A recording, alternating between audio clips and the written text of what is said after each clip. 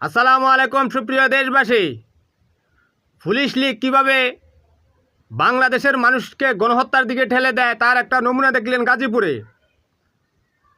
গাজীপুরের ওসির কাছে ছাত্র জনতা বারবার ফোন করার পরও ওসি বলতেছে লোকেশন পাওয়া যাচ্ছে না বলে সময় ক্ষেপণ করলো।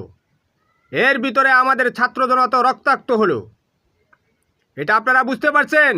শেখ হাসিনা বলেছিল না যে যাদের বংশের মধ্যে আওয়ামী লীগের বাইরে কেউ নেই তারা পুলিশের চাকরি পাবে না, প্রশাসনের চাকরি পাবে না।